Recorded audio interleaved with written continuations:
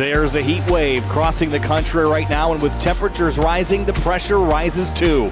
It's championship night in Homestead-Miami for the area Florida State Builders Pro Series.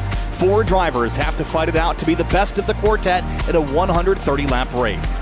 It may be hot in Florida, but the glowing embers of the championship fight are about to reignite. Welcome to the Area Pro Series season finale. Tonight on a Thursday, Kyle Heyer joined by Finian DeCuna and Hunter Sleppy for this 130-lap finale. Finian, Homestead-Miami and the NASCAR Xfinity Series car. This is a match made in heaven, and I cannot wait to drop the green flag tonight. I was going to say, this is one of the best races I've been looking to all week long. I mean, the next gens are great around here, don't get me wrong, but really you want to see some guys ripping the bottom, ripping the top, and using every lane in between. It's going to happen here with the Pro Series car. It's going to be some fantastic racing. Fantastic racing indeed, Finian. 4 drivers looking to go after that coveted Pro Series championship title, but the man that everyone's got to keep an eye on tonight is James Scioli. He's got 9 wins on the season heading into tonight, and looking to add a 10th win and a championship on top of that.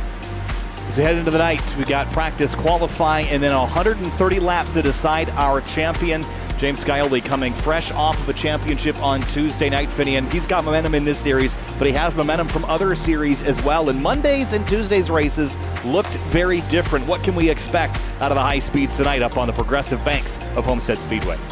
I think you're definitely going to see a lot of these guys with different strategies, especially as far as pushing their tires. You can try to rip the bottom lane, you're going to be pushing tires a little bit more. But that being said, if you're on the top line and hang that right rear out a little bit much, you're going to be burning that up quickly. So tire management is also going to be a very big thing for these guys if we get some long green flag runs. Funny enough, you say that, Finian. We've only been there twice for the Area Pro Series, the Xfinity cars, and both races have yet to see a caution. So this car on this track, we have yet to see a yellow flag fly, but I feel like we might finally get one tonight as we look at Scioli. Look at that. Top of the charts by just a 10th or 100th over David Weishart there, running in second, the second quickest time. And then Travis Beckner, another championship contender to keep an eye on, 6th place. And then down there outside the top 10 is Cameron Hearn, who has a very interesting setup for tonight's race, Kyle.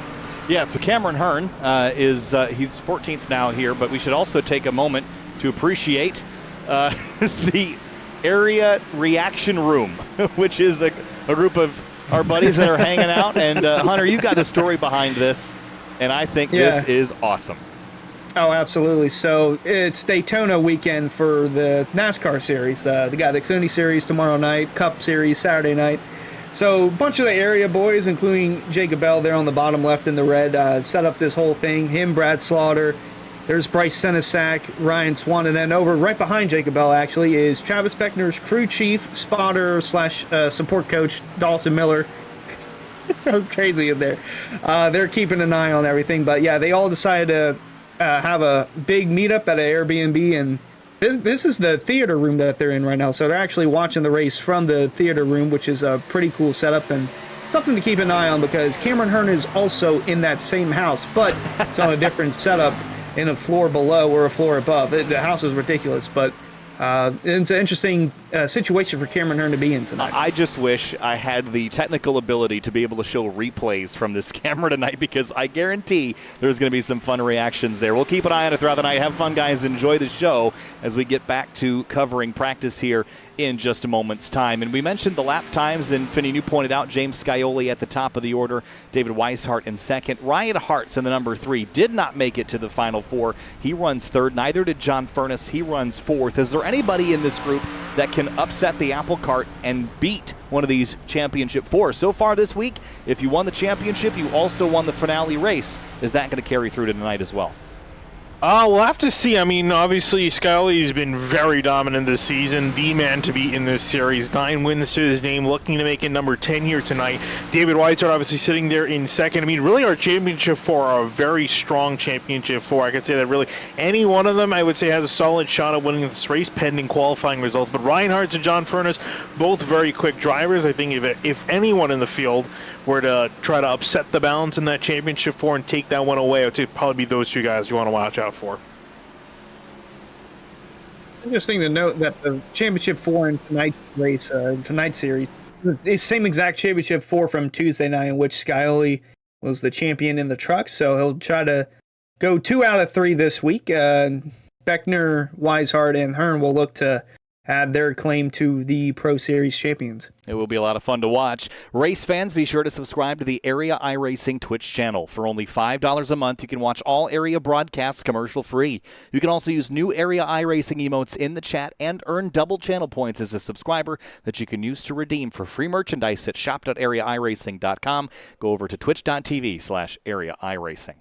Cars on the racetrack now for qualifying, and we've seen this be different levels of critical this week, Finian, but tonight I think you'll be able to make some passes. I think I'd rather start up front and play defense than be on offense all night like Cameron Hearn was on Tuesday. Fighting from the back, he never really got there, had to adopt a wild strategy to really have anything for the leaders, and it just did not work out. So qualifying up front is pretty important. It is really important, and if nothing else, just as far as getting yourself to the front, a big thing is just keeping yourself out of trouble. We saw Ryan Hartz had really hurt him last week at Richmond, and I think in really both the Pro and the Cup Series, but just keeping yourself out of trouble. Even Travis Beckner, too, have to mention him for the Pro Series, not the Pro Series, for the Cup Series. He was taken out at Richmond, getting involved in and just slower traffic near the back. So you just want to get yourself out of that trouble, not have that chance of getting yourself taken out by a wreck. As we watch James Kelly come around, I believe, starting a lap, Finishing not a lap. only that, finishing. I was going to say, not only that with Beckner, but he didn't even make it across the start-finish line before he had an issue. And here's Cameron Hearn putting up a 33.6 setup time. He did mention that he's on a different setup brought over to the house by Brad Slaughter. So he's complaining about the braking. It's different than what he's used to. So that's something to keep an eye on with our championship contender tonight. I wonder how much that will be a factor tonight. I imagine you're probably dragging the brake a little. You're probably not hammering it like you would be at a short track, but there's a lot of finesse you need to have at a track like this to trail brake into the corner, to get the car rotated, especially if you're going to be aggressive on that high lane. And we all know, Finian, how important it is to be comfortable in a race car, real or virtual. And if you're not comfortable, you're not going to go fast. You're really not. You have to be comfortable to push that limit, especially over a long period of time, and again, over a longer green flag run. But even here in qualifying, too, just to try to push that car a little bit more. We've seen in some series these guys are kind of fighting loose conditions on the exits of the corner if you just get in that much too early on the throttle. And so you want to be able to push comfortably and push and find that limit. And we'll see David Weishart, as he goes out on the track, he's coming to take the green flag. If he can find that limit and surpass it just a little bit, and enough to get past James Scally holding provisional pole. There's definitely a limit to how high you can run at this racetrack. Essentially, the Larson line we saw on Monday night, Tuesday night. We're going to see it again tonight for the Florida State Builders Area Pro Series Championship race here at Homestead. But running the bottom through 1 and 2, Kyle, gotta imagine that maybe he runs the top in 3 or 4, or just keeps it conservative and stays on the bottom. It always has felt to me like the inside was more effective. Actually, I think both lines are more effective in 1 and 2. 3 and 4 always feels like a compromise no matter what you do. But I think qualifying, you're going to be lingering on the bottom more than anything. Take the short way around. The outside pays off in the race when you can use that extra speed somewhere and don't have to give it up somewhere else like you would here in qualifying on corner entry. Ooh. Weishart goes to second, but only by 0.005 of a second, Finian. Yeah, very, very close margin there. Unfortunately, not in Weishart's favor. If only he found just a couple thousand. That's such a close margin. He's probably going to be wishing he got pole. But big thing concerned out of the way. He's going to be starting near the front and on the front row, unless any of the other about half the grid is still waiting for them to qualify here. And one of them, Ryan Hart's the number 3. I'm sure he's willing to just go out there and just prove that he should have been in this championship 4 and just going to try to win this week. Absolutely, that's what you're here to do. For those not in the championship 4, you're just here to win. We'll see if the 3 of Hearts can do that as he comes across the stripe. 33.3, it's good enough for pole. By 71 thousandths, that's a pretty sizable margin, actually, more than the next 9 cars. Nope, not correct. Next 3 cars combined, so not as big as I thought it was going to be. But here's Travis Beckner now rolling in the 27, the last of the 4 playoff competitors to take a lap. He's just getting warmed up. I guess he's deciding to wait and to see how everyone else did before he gets out there on the racetrack. And now finally the rest of his competitors, his main competitors, have gone. He's getting out there to set a lap time. So out of turn 4, right up against the wall, trying to get the biggest run out of turn 4 possible. across the line to start a lap. Final of the championship 4 to get a time in. We'll see Ken Beckner join most of his friends up near the front. Cameron Hearn actually looking to be the worst off. He's in 10th at the moment and continuously dropping back. Yeah, still trying to find balance in the current rig setup that he's got, and he typically uses VR. I'm not sure if he's got VR or not tonight, but one thing I do know is that this is the first time in 8 years that Cameron Hearn is running. Look out, guys, look out. Ooh. Beckner, big slide out of 4. Well, kept it off the wall. But it's probably going to be slow, I imagine, with that compromise. Yes. Let off a lot of speed, and it's Well, not terrible. Not too bad. 7. Could have been better. Could have been better. And into the Yes. wall. Just for good measure. But yeah, back to Cameron Hearn. He's running 12th right now. He got the 12th quickest time. First time in 8 years, guys, that he's running a single monitor setup Wow. for iRacing.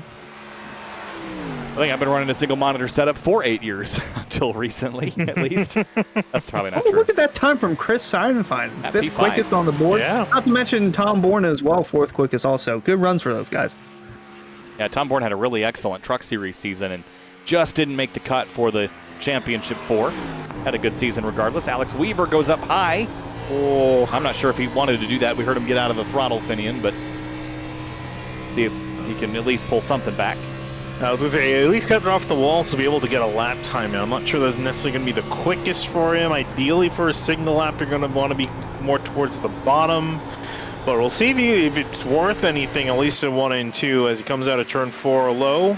Not going to be able to hit anything. Looks calm and collected. I don't know if it's going to be particularly quick. It was Oh, wow. P2 for Alex Weaver. Never mind. Forget that. Wow, that was a fantastic lap from him. And again, that was using the high side, Hunter. I didn't think that would be a viable line here in qualifying, but we've seen now that it is.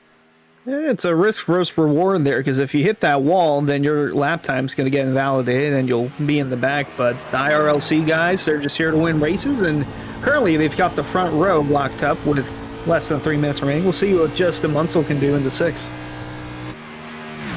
Down the back stretch here in the number 6, John Furness is also about to join the racetrack.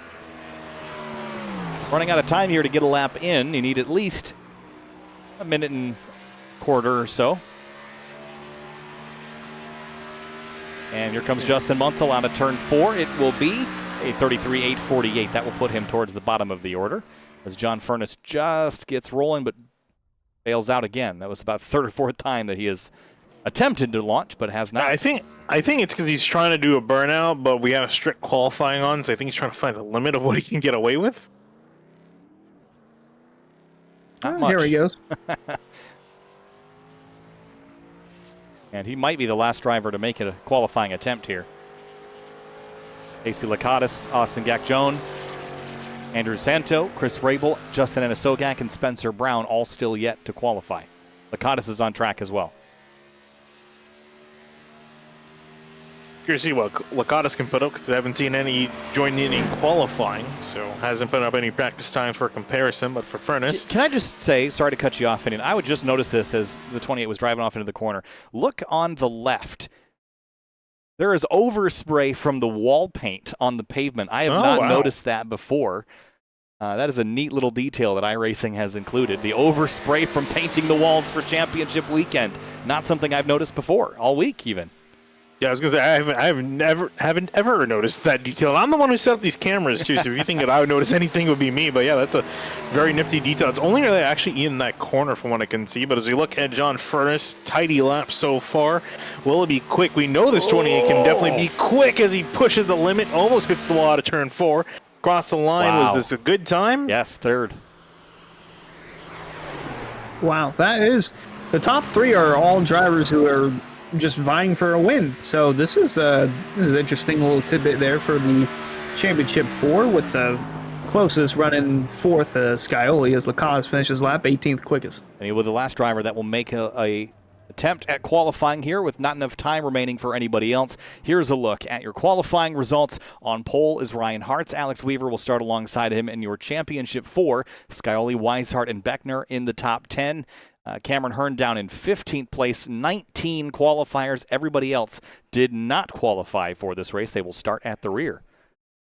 Interesting choice for them, but it's a really solid job. And like I said, Ryan Hartz and John Furness, if there's any two drivers that can beat the championship 4, it was those two, and they're going to be starting ahead of them. So very, very strong efforts for them. I'm curious now to see, because we've always seen the championship 4 near the top. We'll see if that can change tonight. It's time to go racing here for the area Florida State Builders Pro Series. C-17 flying over the racetrack here before we get rolling.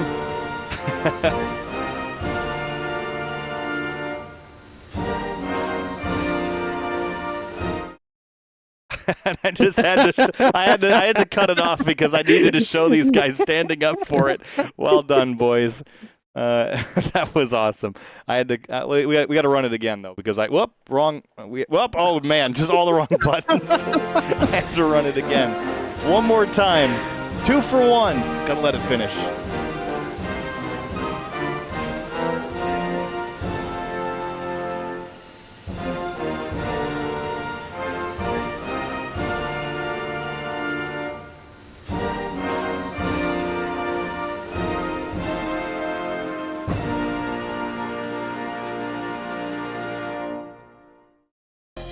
All right, as we get set to go racing here in just a few minutes' time, race fans, start your engines with a fresh cup of Roasted Gems coffee. Choose from some of the finest coffee beans from Colombia and Peru, or try the blended flavors of French vanilla and hazelnut. Use discount code Area iRacing for 10% off your order at checkout at roastedgems.com. We've got more to cover for you this evening, but the Championship 4 is about to get underway. 130 laps, and Monday and Tuesday. We saw a lot of green flag racing, Tuesday in particular. What about tonight? You think we go green, or you think we have some incidents along the way? I mean, the stats are anything to go off of, like Hunter mentioned earlier. We still never seen a caution in the Pro Series here at Homestead. I mean, we got a really talented group of drivers. It really depends on how aggressive they want to be. The championship 4, them trying to get through some of the non-championship drivers and get themselves to the front. Will they be willing to risk it and put it all on the line just to get up near the front? And will that cause any wrecks? Or maybe we'll see something towards the back. But I think we might see this race go pretty green. We will go racing just after this.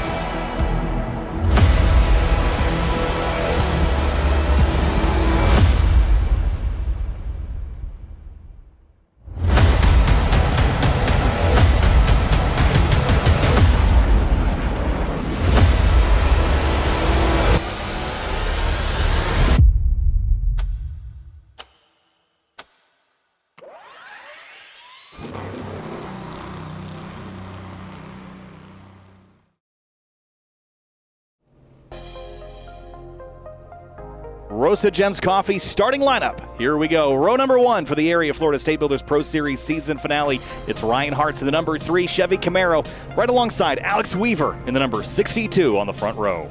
And you have to go all the way back to number 2 to finally find a championship 4 competitor, but he's going to be starting behind John Furness in 3rd. Then we get to James Scully. Can he make it win number 10 tonight? And a championship in his favor in his number 7 car. And row 3, another championship 4 competitor, David Weishart, came up short in championships earlier this week. Going to vie for another one tonight. Tom Bourne rolls off 6th in the number 16 truck.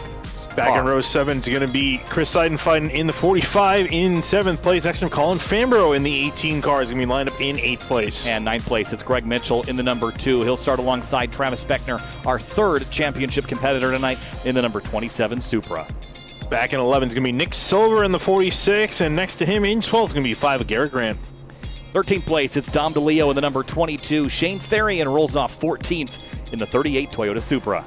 Back in 15th, the final championship for a competitor in the 67, Cameron Hearn. He's got a long way to go near to the front. He's got to drive his way up if he wants to have a shot at this title. Steve Durham going to be starting next to him in the number 1 in 16th. In 17th place, it's Justin Munsell in the number 6 Toyota Supra. Casey Lakatos will roll off alongside him in 18th in the number 50. Back in 19th is going to be Ed Robertson in the 64. Rolling off next to him will be Chris Rabel, rounding out your top 20 in the 29 car. And Austin Gak-Jones starts 21st in the number 8. Alongside him, Justin Anasogak in the number 88 Chevy Camaro.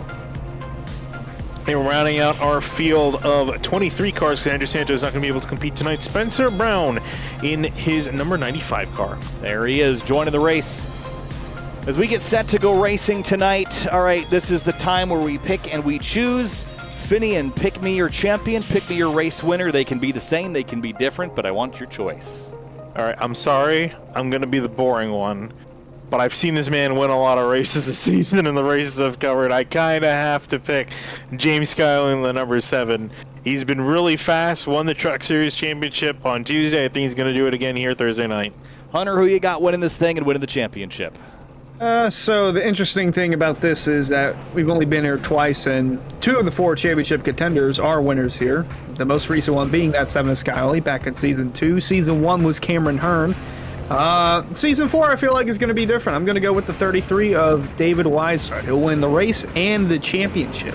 I'm going to be going out on a limb here, but I think Travis Beckner has been rock solid in a bunch of races lately. I think he undoes his runner-up from Tuesday. I think he wins the championship here. Not a popular choice, but I don't know. The 67 starts all the way back in 15th place. We'll see if he can get up there, but we'll see how it goes. The area reaction room reacted poorly to that pick. I mean, yeah, we picked everyone but Cameron Hearn, who they're with at the moment. The only one who's a fan of that Beckner pick is in the back left corner there, Dawson Miller, crew chief, father, spiritual coach for Travis Beckner. All right, well, pace lap is about to finish up here, and when we turn them loose, it's 130 laps. If this race goes from flag to flag green, it's 130 laps, of course, but 1 hour and 12 minutes and 19 seconds. Did I mention on Monday I ran out of words at Lime Rock last weekend, Finian? Did you? Still working up to get my words back. I get paid to use them in a finite amount, and when they're gone, like pixie dust, you got to regenerate it. Time to go racing for the area Florida State Builders Pro Series finale from Homestead. 4 drivers going for it all in the Florida heat. Green flag flies, and we're racing in Florida.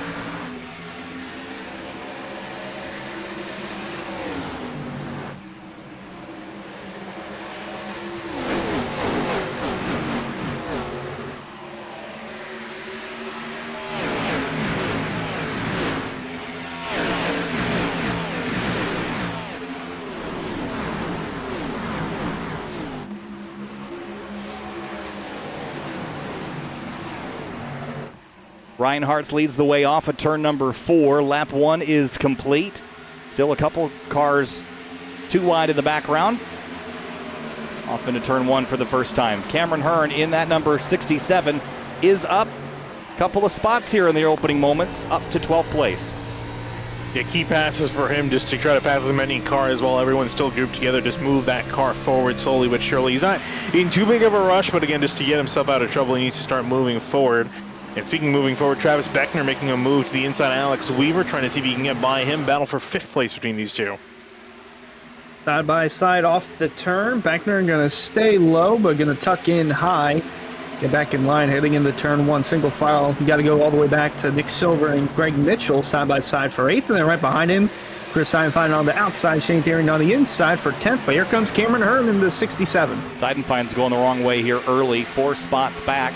Hearn 4 spots forward. If he can make the pass on the 45, here it goes to the bottom of the racetrack in 3 and 4. Something we didn't see on Tuesday night, multiple grooves really be a factor in the long run. We did see that on Monday. I think we'll see that again here tonight, despite a lot of nighttime running, as the sun is already pretty low in the sky. Here's Beckner on Weaver into turn 1. Beckner going to make a move to the inside to see if he can finally get past the 62. He will succeed in that. And up ahead, James Scully and John Furness going toe-to-toe battle for 2nd place. Weishart looking on from behind. Don't know if he's going to make a move yet or not, or just see how this unfolds in front of him. Meanwhile, Hartz continues to lead. Then it's the 3 of the 4 championship drivers rounding out the top 5. Hearn still knocking on the door for that 10th spot. Furness off the corner, strong run will look for the lead. Skyley looks to the bottom, and again, we're already seeing drivers hunting around for grip. We saw the 28 go high in 3 and 4, right back to the white line in 1 and 2. And we saw this most of the night on Tuesday, but the trucks don't have a lot of horsepower, at least not as much horsepower as these cars do, Finian. We found them going the short way around versus maybe the faster way around as far as corner speeds go. And Furness looks high here in 3 and 4. He did it last time and got a pretty good run. He's going to try it again. He's going to try it again. There you can see Hart's walking him up the track, slams the door shut on that outside, and so Furness is going to go down to the inside, using that momentum, see if he can make a dive and see if he can make it work. But Hart's arguably he's got that better run. He's going to have that better run off on the eggs of the corner. Actually gets a lot of speed in the middle. Ooh, a little moment there for the 28 of Furness, coming off 2. Going to tuck back in line behind the 3 of Hart's as Scioli and Weishart on looking, running in car here with the 33 of Weishart, up 1 spot since the initial start. Closing in on the bumper of Scioli. Side by side for the lead. John Furness chipping away at Ryan Hart's on the outside and off into turn 1 again. He needs to get a little bit further and just can't quite keep to the outside of that 3 in the middle of the corner. He's actually hanging that rear end a little bit out, pushing hard back on the gas to see if he can get a run. He's going to have a bit of a run here. You can see the 28 closing. Does he move? He does not. Hartz continues his defense, defending the inside lane. Scioli and Wise are just kind of patiently watching us because they know they don't really need to win this race. They just need to be the highest of the championship competitors, so no point in burning up their stuff now. Focus on the big battle. Side by side heading in the turn. Furness going to clear for the lead. Scioli going to look low now, trying to take second away from Hartz, but the 3 will use the second groove to his advantage and get the run off the corner. Meanwhile, a little further back here, back half of the top 10, all side by side for position, including the 10th spot, which Hearn was side by side with Silver for a moment. Got tied back in line and actually going to run the second to third groove in the middle of 3 and 4. I think drivers already discovering that there's pace out there early. Hearn drifted a little too far up there, though. Big slide out of turn 4. Yeah, big slide for him as he's trying to move up some spots, and now everyone's kind of found their own little groove here, and he might be pushing maybe a little bit too hard early on. And again, this is what we're talking about, all these long green flag runs, which we are expecting to have tonight. You're going to want to save your stuff. Yes, you need to push. Yes, you need to make up positions. Go, Cameron. Well, he has to save his stuff. He can't just go all out. He's going to fall like a rock otherwise. Brad Slar doing his best impression of what he's going to be doing Friday night, cheering on Kyle Sieg in the 28 car for the Xfinity Series as he's cheering on for the 67 Hearn. Almost everyone in that room is, except for the spotter, crew chief, and soon-to-be accountant for Travis Beckner, Dawson Miller. Beckner running in the 5th spot as Tom Bourne and Nick Silver continue to battle it out for 9th. Single filed out here. Looks like Silver still has a bit of a run on Bourne, but no overlap to speak for of. second place. Second place, a big dive from James Scioli looking to the inside of Ryan Hart. Scioli now figuring now is a good time to make a move. Couldn't quite seal the deal. Hart's is able to defend. That 3's been really good at defending, and I'm curious now to see if Weishart fancies making a move on the 7, or if he's just going to wait for him to pave the way forward. Still looking down low. Hart still giving that bottom, but only so much that you can give before the car is alongside of you. As you see in Sogart there, the lone driver using that Larson line around the 1.5 mile track of Homestead-Miami. Furness still leading the way, but Hartz has a mirror full. That's 7. Yeah, still everyone bottom feeding right now, right against that white line on the inside. We have seen drivers make that upper groove work. Furness in particular did, but Scioli's been hunting for the apron and now gets to the inside of Ryan Hartz. And we'll see if the 3 can use that outside to defend, or if the 7 goes the shorter way around and completes the pass. But it looks tough on the bottom. Yeah, definitely looks tough on the bottom, especially on these eggs. You can see, watch right there, Hartz is going to get that much better of a run. Not a huge pull away from him as they're both kind of slipping and sliding off the corner. But now here comes Scioli, going to throw it on the entry, and then there you see Hartz gas it back up in the middle, trying to see if he can get that run back. But the tricky part is, again, managing that throttle, making sure you don't put too much gas in it and you spin yourself out or just make yourself lose momentum. Inside of the 3, heading into turn 1. Scioli looking to take second away. Again, you don't need to win the race to be the champion. Kind of close there towards the exit of 2. David Weishart on looking. Going to have a nice run from him. See what he can do. That was pretty tight. just worry about that side-to-side contact. We saw that at Las Vegas, that in the Truck Series race. Oh, man, and we saw drivers nose each other into the outside wall, and it got ugly pretty quick. But Scioli completes the pass and opens the door for David Weishart to follow, and Travis Beckner lingers in the background in that gold and white 27. Yeah, well, a lot of our 3 of our 4 championship 4 competitors near the front, now all in the top 4.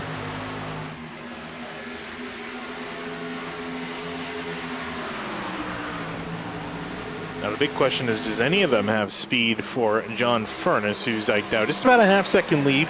Not too big of a lead, but it's going to take a little bit of work to try to drive back up and then not only catch him, but then pass him. Well, just Furness last time around a 34.3, and for Scioli a 34.254. Scioli was quickest on the long run on Tuesday night, Hunter. I don't anticipate that being much of a different story tonight, despite the different kinds of equipment. Yeah, absolutely. 67 still knocking on the door for that top 10, but just buying time for the moment as he's running smooth lap times here in the 67. Chipping away at it. Again, I think a yellow flag or two wouldn't hurt Cameron, and I think that on Tuesday that's what he needed as well. But the problem is with only 22 cars in the field, I don't know if you can rely on yellow flags bunching the field back up. So we saw Cameron get really aggressive with the strategy, and as I say that, Finian, there's this in the background. Yeah, I was going to say there's a bit of an incident off of turn 4. Justin Munsell got into Casey Lakatos off of turn 4.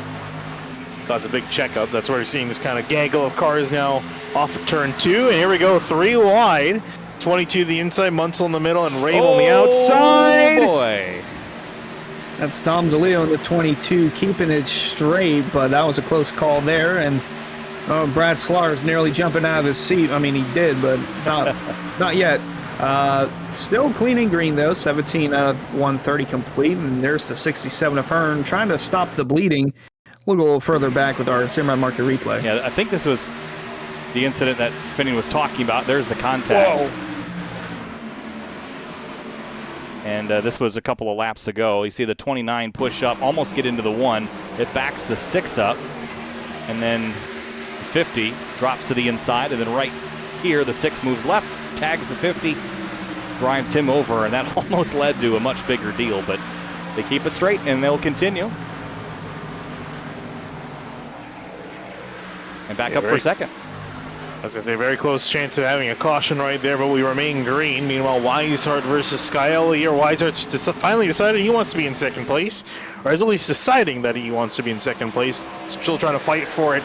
Has just about half a lane to a lane open to him on the bottom. Scioli trying to persuade him from not doing that, and it's actually checked him up back into Travis Beckner. Here comes Beckner now with the run off of turn 4, looking to the inside. And we'll see, as John Furness goes all the way up against the wall up ahead, searching for a grip. Weishart and Beckner side by side near the bottom of the track. Yeah, Furness trying to check out Scioli, slowly closing in, and especially after the 33 and the 27 go side by side, that's just going to allow the 7 to pull away, and Beckner's going to send it into 3, clear the 33 of Weishart, but get loose. Could we see a crossover? Well, Weishart just going to run behind the Beckner machine as they roll their way down the front stretch. Yeah, Beckner up to second place, and looking eerily similar to the way things sorted out on Tuesday night in the Truck Series. Travis didn't really have ultimate pace for Scioli, but was in the conversation. I have a feeling that Weishart might be a hair quicker than the 27, but not in that last moment. Beckner took the opportunity to jump up ahead, and we'll see if he can put some distance on the 33, or if the distance will come between the 7 and the 27. Weishart sticking with him there. You can see riding right on the back of that 27. Might have enough for a run here if you can get good enough run off the corner. These guys are starting to look a little bit more twitchy on the exit, but they will remain nose to tail. And big thing to note is up ahead. Looks like Furness, he's able to somewhat manage that gap to himself and Scioli. The lap prior, Furness was quicker, was actually slower by about 0.2 of a second. Let's look further back. There's Rabel and Munsell fighting side by side, and in behind them is the 88, Justin Inisogak, trying to catch up, battle for 13th. Every position's up for grab, even outside the top 10. Rabel to the inside, Munsell on the outside with for the lead. Inisogak. Oh, here we go. I was saying, Furness is having trouble off turn 4 running that outside line, and Scioli's going to use that to his advantage, try to take the lead in the middle 1 and 2. Skyly goes on by. Is he going to be able to clear the 28? Not quite. I think he might. Furness is going to get these really good runs off the corner. That's going to be helping him out. But the last lap was very poor for John Furness. Almost lost 4/10 of a second in one lap to the number 7. That's allowed James to catch up so quickly here. But he's now running that middle lane at 28. He's just looking so loose off the corner, almost leaving tire marks on the track. And it's officially going to lose the lead. New leader, James Scully, the number 7. Now, 1 and 2, he can rip it, but 3 and 4, he is having significant issues trying to make it stick. Not even running all the way up there like you see in 1 and 2, running more in the middle. A little further back here, just a Munsell on back. Munsell just cut off the 29 of Rabel, almost turned himself over the nose of the 29. This battle's intense back here. And right in the middle of it, Cameron Hearn in the 67 was running as high as 11th, but has fallen back into the clutches of this group, and it's looking pretty volatile back here. Not a safe place to be, and the handling is just not there on the 67 right now. Sliding the rear tires in particular, and he's in the midst of a pretty turbulent hurricane here. Yeah, almost a three-way battle there for a second. Don Malia decided to back out of it, but now we'll go to the inside of the 67 of Hearn, who's really starting to drop back now to 16th, might be 17th, and I'm not sure what's going on with the 67. I think he's just trying to rip this outside lane, but the grip's just not there. The tire is not there. Might have burned it up a little too far, too early. Yeah, Brad Slaughter is nervously going towards the camera. Not sure if this is a stress reliever or something to calm down his anxiety. You got to find the joy in simple things when you're having a bad day on the racetrack. Oh, he hit the wall. Oh, he did get the wall. The wall on the straightaway. And Kyle, I did mention that he's at this house, so it's a completely new setup brought over by Brad Slaughter, which we thank Brad for, but it's something different than what Hearn is used to. Oh, Hearn was just almost wrecked. Yeah, here's a look at the replay out of turn 4, just right up the hill. I don't know if Red Robertson got into him or if there was a little bit of contact, but there's the contact with the wall, and that's not a little bit of damage, Finney, and that would be what I would consider substantial. If you want to rewind to the middle of 1 and 2 this lap, almost just saw a caution come out. Here's a look. And watch right here in the middle of the corner. He's going to come down the racetrack, and oh boy! Yeah, and he had the wheel fully in the opposite direction for a second there, so it looked really dicey. He was able to still hold on to it, but that car is just not handling well whatsoever. Needs a reset, needs a yellow hunter, but things are looking pretty green and clean. Yeah, and that's the way Skyly likes it. It's got a 7-car length lead over John Furness, going to stretch it now to 8-car lengths. Meanwhile, David Weishart, the red car in 3rd place, trying to close in on the 28 of Furness.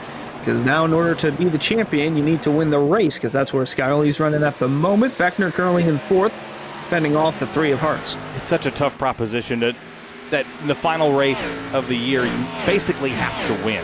Mathematically, that's not the case. It's just you have to be up there. Everyone that's in that championship 4 deserves to be there, and so you end up with a scenario where you got the strongest 4 drivers in the field. One of them's bound to win, especially one like Skyly that has 9 wins on the season. You knew you have to come in here and win this race and beat the guy that has 9 wins. Not an easy task.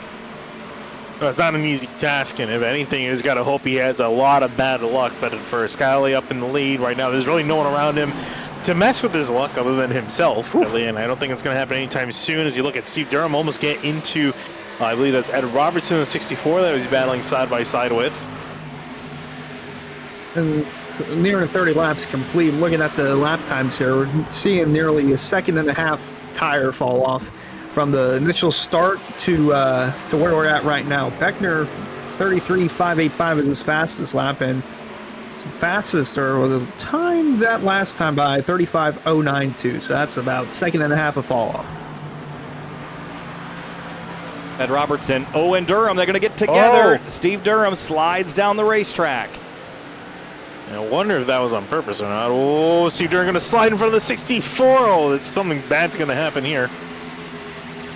I have a feeling that these drivers are not happy with each other, and the Hearn Peanut Gallery is hoping for some drama. Well, Slaughter's hoping for it, but Casey Lacasse is trying to break things up in the middle of that 16th, 17th, 18th on the track. And there's the 22 of the Leo now, running that high line with Justin Sogat, 12th, 14th on the track. In the middle of those two, it's Chris Rabel running 13th. And then how about the 6 of Munsell? Don't think we've talked about him too much. Had a struggle in qualifying, but is one spot shy of cracking that top 10. Yeah, Munsel's doing a good job right now. And Whoa, for second, Travis Beckner almost wrecking off of turn 4. Saved it, but was wicked sideways off the corner. And we'll keep going. here's a look at it. Oh, he was chasing it for a long time. Huge slide. Yeah, great save for him. He just got passed by Ryan Hartz about a couple corners prior and was able to hold on. We'll drop back in behind Greg Mitchell in 6th, but that car is still clean. Its tires are going to be a little bit hot, a little bit warm, but the car is still in one piece. John Furness ripping that top lane still. I don't know how much longer he'll be able to last, because I imagine out of anyone in the field, his tires are probably the worst, other than maybe Cameron Hearns at the moment. So I'm curious to see really if when Furness comes down, because I would bet he's probably going to be one of the first guys to come on down. Yeah, 35-0 that last time from Scully, 35-1 from Whitesart, 35-6 from John Furness. Lap times are two seconds off for the 28 car. Still a little bit of passing and shifting and shuffling here. Ooh, these two, the 64 and the 1. Man. Yeah, I was looking at Dom DeLeo and the 6 of Justin Munsell. They are fighting pretty close with each other. They've sorted out the order. Munsell ahead of DeLeo, 11th and 12th. As you look now, Rabel and Justin and Sogak side by side. These guys have, I'm assuming this entire group's probably sick of each other. They've been battling wheel to wheel, side by side for the last 30 some odd laps since the drop of the green flag. As Anna Sogak kisses the wall. We'll keep off of it though. That could have been a lot worse, because a lot of times you grab the wall and it hooks you the entire way off the corner and you lose a ton of speed. Just a little kiss from the 88. Up ahead, Shane Carrion and Alex Weaver duking it out for 7th place. A solid run for both these guys. Weaver falling back after his front row starring spot. Shane Tyrion running 7th now, trying to clear the 62, and Will heading into turn 1. Trade for position there. Move the 38 up to 7th and the 62 back to 8th. And up ahead for 3rd, Ryers has been trying to chase down John Furness, and he actually almost got the pass down there. Side by side in 3 and 4 last lap through. You can see Furness walk up the track, and that car has just been getting me nervous. The way it's twitching off the corner. He's been sending into turn 1 almost sideways to get the car to rotate. And one of these times he's just not going to be able to catch him. But he's still holding on that top lane, holding on for dear life. Oh, he's really sideways. Yeah, big time He's moment. really, I mean, I know it's called the Larson line, John, but you don't need to hang it out there like you're on a dirt track like Kyle Larson, because that's just really, that's really what's getting me nervous, because he did this the last lap through as well. Holy cow, that was loose, Hunter. That is on the edge of control, and every time you do that, you're just going to burn up the rear tires even more and make it worse for the next lap. Yeah, I gotta wonder if these guys are going to come down pit road within the next 5 or 10 laps. I don't think fuel's really going to be that much of an issue, but it's just the tire wear, like we're seeing or have seen with the 28 of Furness. The fall off is crazy. Scioli there, 35-1. His best was a 33-7. Well, Nick Silver also having a moment here in turn 4. Holy cow, Whoa, guys! This is John Furness also just got really loose again. Lost a little bit of time. Dirt tracking it out here tonight. We have a long way to go too. So if it's like this on lap 36, like we ran 50 laps or so, or some trucks ran 50 laps on Tuesday night. Yeah. And you're not going that far on tires tonight. That's clear. Even Beckner. Well, doing some quick math, these guys should be coming in between lap 40 to 45 if you want to cut it up into 2 stints. I doubt anyone's going to be able to pull off a 1 stop. So cutting it up into 3 equal stints, 2 stops. You're going to want to come in between lap 40 and lap 45. You might see some of these guys maybe come a little bit earlier just because their tires are in really bad shape. Last thing you want to do is have a tire go down, which I would feel like the way some of these guys are driving and getting kind of close to that. In car with Cameron Hearn, you could just hear the tires and see the hands moving inside that car. Just not a fun situation to be in for Cameron Hearn, trying to fight for a championship. Listen here. Watch the tack. Fuel saving, Finian. Fuel here, 52 to 56 laps. You'd have to go 65. That seems reasonable to me if you were to try to split this into a 1-stop race instead of a 2. I mean, in his position, you might as well go for it, right? Because you're not going to be able to realistically drive your way up past the other 3 and all the other cars in between. So, I mean, you might as well go with this Hail Mary strat, because from the looks of it, it's probably going to go green to the end, unless some cautions happen. There are still some guys battling on the track. Justin Munsell, Nick Silver battling side by side, but I like it. I think it's the best thing for him to go for at the moment. Not a bad strategy call there. Not sure if that was Brad Slaughter giving that call or not, as he's been the only one out of his seat in that room. But gotta try something different, especially when you're this far back. Doesn't hurt to switch it up a little bit, as he ran a 35.9 that last time by. I don't think Brad wanted to take credit for that particular call, but this is like what we saw on Tuesday, but with the opposite effect, right? Cameron tried to do an extra stop on Tuesday night. That did not work. It very much did not work. It put him way down the order. Tonight, this is a Hail Mary in the other direction, Finian, where you're pitting one less than everybody else. But it's a bit more reasonable tonight, but he's still struggling for grip on top of that, and he is now over half a lap down. With the way he's driving, I am having doubts that the tires are even going to be able to make 65 laps. The car and fuel might be able to. Those tires, though, are the next real big question here. So look at Alex Weaver, Travis Beckner duking it out for position. Weaver's actually been able to get around the 28. Yeah, looking through, Beckner's been falling off a little bit as well. 35.5 that last time. Him and Weaver. Grant. Oh, the first one to come down pit road. This is going to open the door for pit stops, Kyle. Yeah, first driver to break here. And I was just about to ask when we would see our first stop. This would put you on a 40-40-50 strategy, or maybe it's a 40-45-45 or something like that. But yeah, we'll see what Garrett Grant makes in terms of lap time, and we'll see who is next to come on to pit lane. Oh man, they are 2x2 down at the back straightaway, the 29, the 88, and in behind them, 50 and the 46. Oh, Nick Silver, big moment out of turn 4. Casey Licata slots in line. This group in particular has just been fighting tooth and nail all 42 laps so far. Great entertainment, but oh man, is it stressful. Because part of me kind of wants that record to continue, that just have no cautions at Homestead in these cars. And these guys, this entire field's been getting awfully close to it quite a few times tonight. Still have been green since the drop in the initial green flag. No cautions so far. Better hope the 88 doesn't get loose here, otherwise it could spell disaster. Casey Licata's trying to take advantage of that, going underneath Anasoga. Travis Beckner's down pit road with our championship contenders. He's come in, and Dawson Miller's made the call to get him some fresh Goodyear rubber on. Travis Beckner, the first of the championship 4 to make that run to pit lane. And he should be David rolling Weiser coming down. And by himself, by the looks of it. Nobody will follow him immediately behind. Ryan Hart, Scioli, now your front 2. Surprised we haven't seen John Furness on pit lane. It's Justin Munsell. Whoa, man. Well, he didn't wreck the car, but he sure And did he speed on the somehow... pit road. Oh, yeah, I was Wait, going to what? say... No, I thought he didn't for a second. It took a little while for him to get the penalty. So he did get a penalty, yeah. Oh, speeding penalty for the number 6. Too Whoa. fast. Yeah, it's better to have that than a wrecked race car. And your leader, James Scioli, onto pit lane. Looks like Ryan Hartz is going to follow. And John Furness will stay out.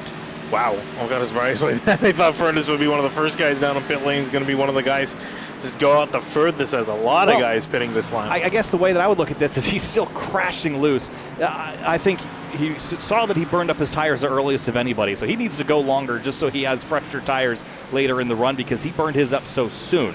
So I don't necessarily hate the strategy, but he is going to lose a lot of time in the short term. And we shouldn't expect to see the 67 on pit lane until the halfway point, which would be 20 laps from now. That seems like a tall order. It's a very big ask. Very, very big ask for the 67. If he can pull it off, that'll be a fantastic strategy call.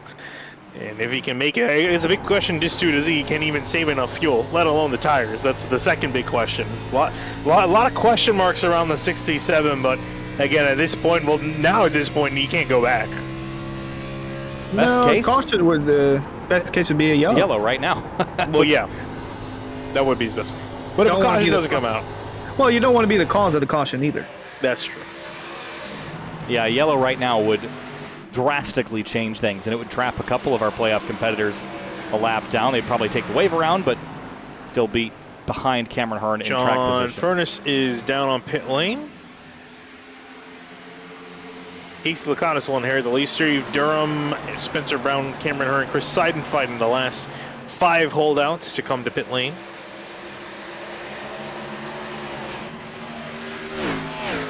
and you feel like Superman on fresh tires, at least for a couple laps. And you're like, man, Superman wore out his new suit real fast. Oh, yeah. I mean, these guys are running about 2 seconds a lap faster, almost 2 seconds a lap faster than the guys out there hold their tires with a big tire delta. Oh boy. Going to cycle to give Scioli the lead. About 1.2 seconds over Weishart. I wonder if anyone else is going to be on the Cameron Hearn strategy. Our pit window ends in about 4 or 5 laps. So if there's anyone else that's going to play the 67 strategy, we would likely find out in just a couple minutes to see if they'll have a partner, a dancing partner in this game. I don't hear anyone else saving fuel, though. So that's the big concern, is that I don't think anyone else is planning on it. I think they're just kind of running it out there, just kind of hoping for a caution to come out. If not, they'll just come in and bite the bullet and just have to make 2 stops at kind of odd times. Well, here's Chris Seinfeld. Had a good qualifying effort, started 7th, but has fallen back a bit. It looks like he's on the strategy of, not sure if he's saving fuel, but staying out as long as he can, so he could have more fresh rubber towards the end. And meanwhile, the top 2 Central United Motorsports drivers, Casey Lakatos and Spencer Brown. Lakatos had a short playoff stint, but nonetheless, his consistency got him into the playoffs, so just running laps, leaning more, doesn't hurt too much. Got a 6.5 second lead over teammate Spencer Brown. 50 laps complete. Next time by, that will leave us with 80 laps to go. No yellow flags so far. Had a couple scares, but otherwise we've been without incident this race. James Therian and Garrett Grant trading spots. Again, Grant was the first to break onto pit lane and has 4 lap older tires than this 38 car. Trying to also look and see how Scioli is leading over Weishart, about a second between himself and David Weishart. Spencer Brown comes down to pit lane. And looking at Chris Rabel up ahead, and it's a fight with Colin Fanbro right in behind, battle for 15. So once this all cycles through, it'll be Scioli with a second lead over Weishart, Hart, Speckner, Mitchell at top 5. So that move from Grant pushed him closer inside the top 10. He was on the brink of the top 10 or running in 10th when he made his pit stop, so he'll cycle out to 7th. Unless the 62 of Weaver gets around him. Man, he drove he in might. there hard, man. So it's fresh tires. Trying to put him to work here and trying to see if he can get by. Battle for 10th between these two. That 62 is freaky fast. Wrong sponsor. Yeah, I was gonna say. I forgot which sponsor this was. Well, 62 is foot long. I don't think that works. Dang it. Freshly fast. Oh, man. Is it even that fresh? It's not even that fresh. Eat fresh. The 67 up to 3rd, Whoa. still wiggling and wobbling and bobbling. Oh, I've been watching him. He's been bobbling a lot. Still got the clutch in, saving fuel. Needs to go 12 more laps. I genuinely am curious if this is even close to working out or not, because he's losing a lot of time. He's running 36-second laps. His competitors are running in the 33s, 34s now as the tires start to wear off. Well, by the time he comes down in pit, if he wants to stretch it to halfway, he'll be a lap down, definitely, maybe close to 2 laps down. So, I don't know, it's just a hope and pray moment at this point for Cameron Hearn. Working closer to halfway. I'm sure he'll really enjoy putting a fresh set of shoes on at lap 65. Last driver up at the front that has not yet pit is Casey Lakatos in the number 50. He stays out once more. Scioli 7.5 seconds behind him and reeling him in about 2.5 seconds a lap. The difference between Scioli and Weishart has come down. Weishart's got the same, 1 lap older tires than Scioli, but he has actually been reeling in that number 7. And I wonder if this is the 7 pacing himself this run, or Weishart pushing a little bit more, or maybe Weishart's just found extra speed. I'm really curious as how he's been able to bridge that gap. Either way, It's preventing that 7 coming from driving off into the distance. Question is, can he hold this gap? Can he maintain this gap, or even close in further and make a pass?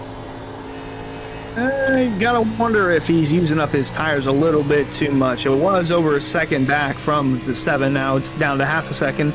34 flat from Weishart. Well, now they're updating 34.2 from Skyly, 34.1 from Weishart. Gotta wonder if this is going to help in the long run or going to hinder for the 33. You know, something I've noticed, and correct me if I'm wrong, guys, it seems like the champions, or the drivers that are of championship caliber in the area series, tend to do very, very well on long runs, right? There is definitely a skill set and a place and time for being good on restarts and short runs and having aggressive pace, a driver like Travis Beckner, for example. But it seems like the champions almost every season, without fail, are those that are pacing themselves better than everybody else. It may be slower in the early part of the run, but better in the second half of the run. And I wonder if it's a big deal when we come down to championship weekend, because our fields thin out a little bit, especially in this last race, Finian, where we don't get a lot of yellows. So the drivers that naturally make their way into the playoffs by being consistently good are rewarded with less yellows on longer runs where they're already excelling. So that's just a theory I have, that we see Scioli and Jake Nichols and Weishart and Ryan Hartz always perform really well in these last couple of rounds because they're so good at these long runs. Yeah, that's definitely, I think, a big part of it. And just the way this championship format is, especially relying on one race near the end of the season, like you said, all those factors coming together, and it typically, lends to drivers performing on the longer runs to have a much better shot. If we went to, if we had a short track, most likely to have shorter runs, it might benefit those drivers a lot better. Might start seeing them as the champion. Although I'm sure put a championship battle at a short track, it's going to lead to a lot of drama. A lot of drama. You don't say. More so than we already get. But Weishart, he's been closing in a lot now. Gap 0.2 of a second between himself and Scioli. And I'm curious to see when he's going to plan on making a move. Also, Casey Licata's coming out on the radio. He's coming down to pit lane. He's almost been able to make it 60 laps. And I'm pretty sure he hasn't even tried saving gas. So I think Cameron Hearn should be able to make it. The tires can last an extra 5 laps. Well, he's outside the top 10, 13 seconds back from now, new leader, James Scioli, who has David Weishart on his bumper. They ran similar lap times that time by 34.3 from both, but again, I gotta wonder if Weishart closing in on Scioli during the first half of this run is going to hurt him for the second half of the run. I think it will, but how much, right? They're already 16 laps in. They're almost halfway through. And if you can reel Scioli back in and then just not lose the equivalent amount on the back half, you're going to be in a better spot. We're 5 laps to halfway. The 67 still clings to 12th for now. He's running 2 seconds slower than those behind him, though, so I imagine he'll drop to the tail of the field. But remember, he only has to pit once, and that's it. Everyone else still has 2 pit stops to go. Yeah, I'm really curious to see, again, if that extra stop that he saved, is it going to be enough? It's a big question mark for him as he's taking off more and more laps. I'm sure he just cannot wait to just get down a pit lane and end the suffering here that he's dealing with, and just having to modulate the fuel, modulate the tires, make sure he doesn't spin out, make sure he doesn't wreck, make sure no one wrecks him, because everyone's just flying by him on the fresher rubber. Back up front, Weishart continuing to close that gap between himself and 7 is Scioli. The other championship contender, Travis Beckner, running smooth in 4th, but again, just a matter of time, it seems like, before Weishart navigates his way around the 7, although catching him is one thing, passing him is another. I was going to say, totally different skill set. Takes a little extra tire, and you have to change your line, which is the biggest factor. You've been running something consistently quicker the last couple of laps and following in Scioli's tire tracks, and now he's in your way. You got to pass him, you can't drive through him. Cameron Hearn, down pit lane.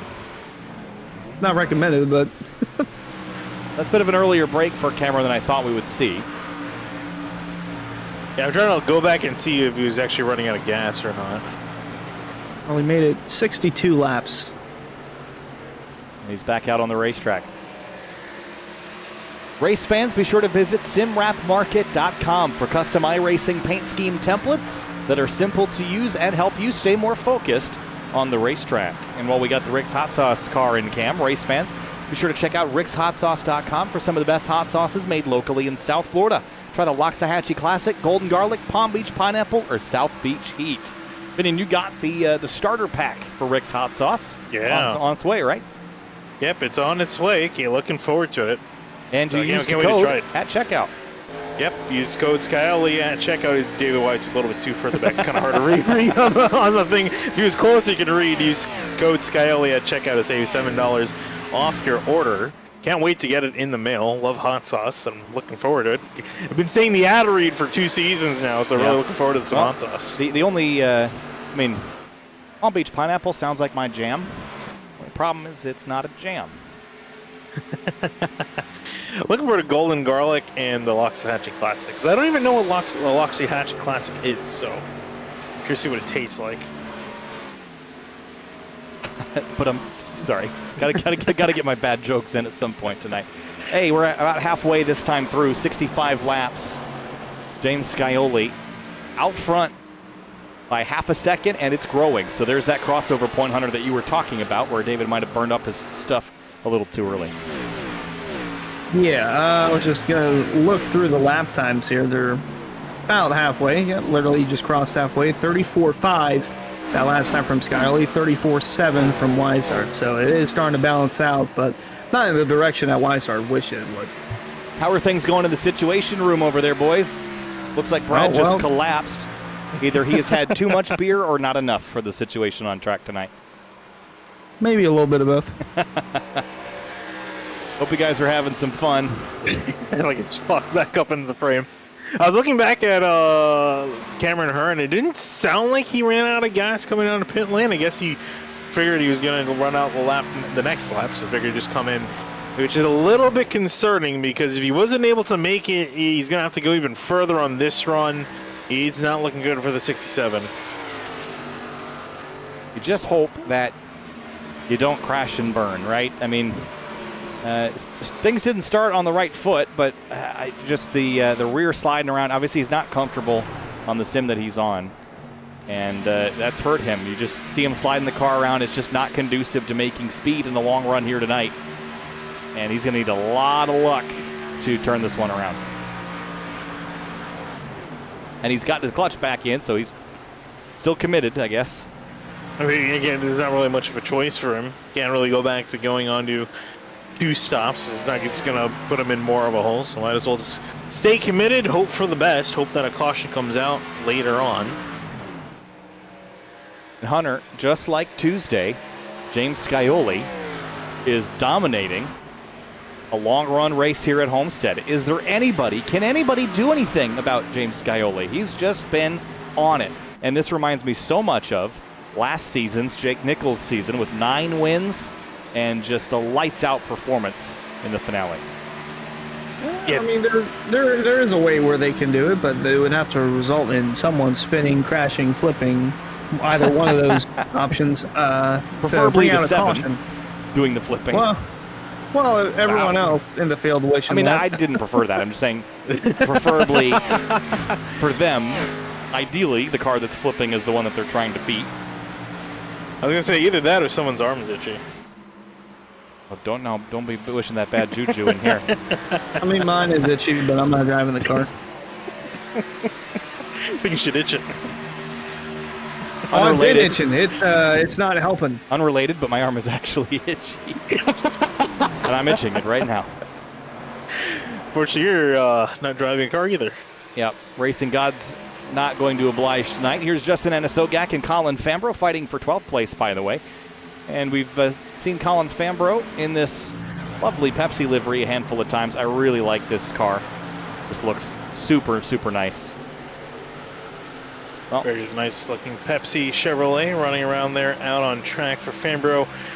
Probably not the best of seasons for him. I think he would have hoped for a little bit better. Only 1 top 5 this season so far and just a handful of top 10s.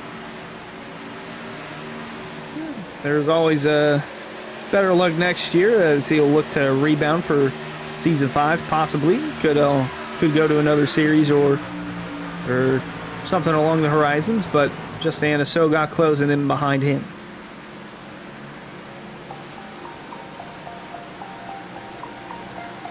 You're watching the Area Florida State Builders Pro Series finale here from Homestead-Miami Speedway. Kyle Heyer, Hunter Sleppy, and Vinny DeCuna alongside you. 73 laps into 130 laps tonight. James Scioli has been the dominant force. David Weishart is in the mix. Travis Beckner is in the top 5, but Cameron Hearn, his strategy has not panned out yet. There's still some time to go, still laps left on the clock. But Finian, things are looking good for the number 7 if things keep going as they are. Ryan Hart's just got by Weishart for second. Yeah, I was going to say, Weishart's really falling off now. The gap expanded to 2 seconds, and Weishart's falling like a rock through the field because, again, I think as we predicted, he's pushing a little bit too hard earlier on in the run. So now Ryan Hart's taking advantage. He's now put himself up into second place and going to try to see if he can chase down James Kelly. And not in the championship fight, but just trying to see if he can try to get a win out of this entire situation. Travis Beckner further distant back in 4th place. So now you gotta wonder if the strategy now for Weishart or Beckner is to undercut or overcut, in this case, the 7 of Scioli. Wait until after he pits, maybe about a handful of laps or so. Try to get ahead of that 7 somehow. Already trying to work on the next pit stop. They're close on it. Some of these guys are close to 30 laps on their stint. Some of those boys had RGB in that room, but I guess can't have it all, right? I'm surprised if you make that nice of a room and you don't you can't change the colors. It's either on or off, Finian. Deal with it. Because what if you don't like blue? You want Everybody likes blue. It's a green calming color. It is a calming color, but maybe you just feel yellow some days. I don't know. Well, tell that to Jacob Bell wearing the red shirt. All right, guys, working lap 76 now, and we're winding down to the final 50 laps. We have been yellowless so far. What are the chances? It seems like, Finian, if I was a betting man, we're going green all the way to the checkers. And that means good things for Scioli. We still have one more round of pit stops to go through, and that can create some variability, but when everyone's got a gap, they tend to be a bit more conservative than when they're together. Yeah, I was going to say, I really am just trying to see, as far as these drivers are running at the moment, if anyone's pushing extra hard. For Ryan Hart, he's kind of just managing the gap. Scioli, we definitely know he's going to be managing that gap. He's got 2.5 seconds to play with back to Ryan Hart. So as far as when he can pit, pit at almost any time. Watch Alex Weaver here out of turn 4. Watch that wheel go back to the right. He corrects kind of mid-exit here, and then watch how close he gets to this wall. So close, but didn't quite touch it. Playing with inches there is going to avoid it this time by. And we saw, I'm sure a lot of these drivers in general learned a lot from the first run, and I think everyone's running generally a little bit more conservative because we're seeing a lot less fishtailing at this point in the run. Meanwhile, this point last time in the first run, we saw guys swinging out of turn 4. Oh, Alex Weaver just caught a piece of the wall out of turn 4. Oh, he avoided it last time, hit it this time. Here's a look at it. Ooh, just kind of got lazy with the steering wheel at the exit there, Hunter. It didn't look like it was on the limit. He just kind of walked the dog over to the fence and took a leak. Sometimes you just zone out a little bit. It seems like that's what happened to 62. I was just going to say, a little further back here, starting to get spicy between Rabel, Fambro to the inside, and a Sogok right behind. This is all for 11th, 12th, 13th on the track. Good battle there between the 18 and 29. About a lap difference between the tires they've got, so not much to speak of. 18 on the bottom, 29 up top. And the 88 we're on board with as we follow them through turns 1 and 2. Now, another thing I've noticed, the upper groove that we saw the 28 kind of commit to early, Finian, that burned his stuff up. It required so much more tire to run that upper groove, and it doesn't seem to have been as effective as I was anticipating it being. I just wonder if this was a day race, how that would be different. But I expected it to be a little racier up on the high side and see more drivers hunting against that outside wall. Actually, it's funny you mentioned he's gone back up there to run I know that he line. Did. He wants it. I mean, it's fast and it works in moments, but you just burn up your stuff. I mean, it works when you're not running right up against the wall. I think if you run a lane off on the outside seam, which is where Terry and N furnace are running, Terry's running their 3 and 4 furnaces on the inside 3 and 4. As Terry gets wicked loose coming off the corner, the issue is that you're just going to have to push so hard to gain that speed that you really put a lot of wear and tear on that right rear tire. That's why we saw Furness constantly lose out of the corner, because he was pushing so hard to keep his speed up there, stay ahead with the leaders, fight with the leaders, and then defend his position. It really cost him towards the end of his previous run. He's running a little bit more conservative, further off the ball this time by. Well, now they've crossed into 50 laps to go, and it's almost a three-second lead for the 7 car is Skyly, the championship contender, looking to add another championship. Won the Truck Championship Tuesday night, was just shy of winning the Cup title also from Monday night, which that went to Jake Nichols for his 3rd straight year. Here we go, guys. Pit stops could be opening up again, and Sogok down pit road. Yeah, this will be your last pit window opening now. Justin Sogok, the first driver to break and head to pit lane. But while we're waiting for the leaders to do it, let's just run through some numbers for James Scioli this season. And Eric Wineland told us, always trust the stats, never trust your gut. Well, James Scioli has started 15 races. He's won 10 of them. I spoke earlier when I said 9. Oh, I guess there was the one that was... No, it's 9, 10 because of the way Yes. the standings had to be reformed. It's 9 Got it. wins. So 9 wins. Okay, so I was right. 66% of the season is a victory for him. 40% of the starts he was on pole for. And when you qualify well, Finian, you're probably going to race well. Yeah, and we've clearly seen that with the number 7 Skyly. Didn't start on pole tonight, started fairly close up there, started in 4th. And drove his way to the front early on and has not looked back since. In fact, actually, how many laps has Skyly led at this point? I bet you it's a lot. It's close to 60. Well, 47. 50. Yep. And You're getting there. 2 more numbers, Hunter, just to chew on here as we get close to the final pit stop window. Average finish, 2.13. And how do you get there? No DNFs along the way. So, you know, I talk about this in Grid Life Touring Cup all the time. To win a championship, you don't have to be perfect, but you just can't have really bad days. And if you can negate your bad days and turn them into fine days, then you're going to have a good shot at a championship. And, you know, Travis Beckner is on pit lane now. And Beckner, also no DNFs, but only 1 pole and critically no wins. And he's been in the mix. Solid top 5 driver. Cameron Hearn has had 2 DNFs, 3 wins, though. And a 20% win percentage. So, And here's another little fun fact, too. Just confirm this is Jacob Bell. If James Scalia wins tonight, gets that 10th win, will be the most wins for a driver in any area season across all the series. I think that's a true stat. I believe that Nichols is... I mean, we just confirmed with him. So I'd hope he knows. All right. 4 drivers on pit lane. Garrett Grant, Alex Weaver.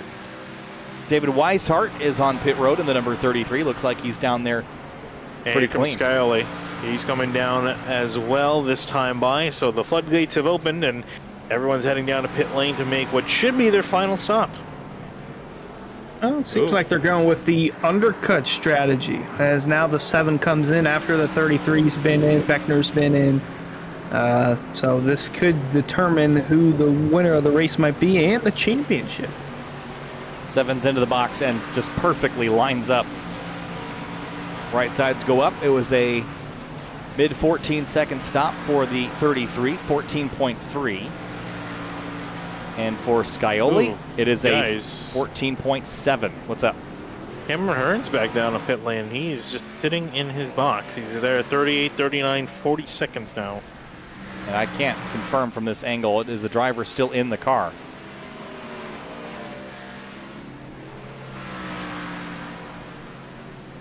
Is this like one of those Coke commercials where he gets out and runs to the garage really fast?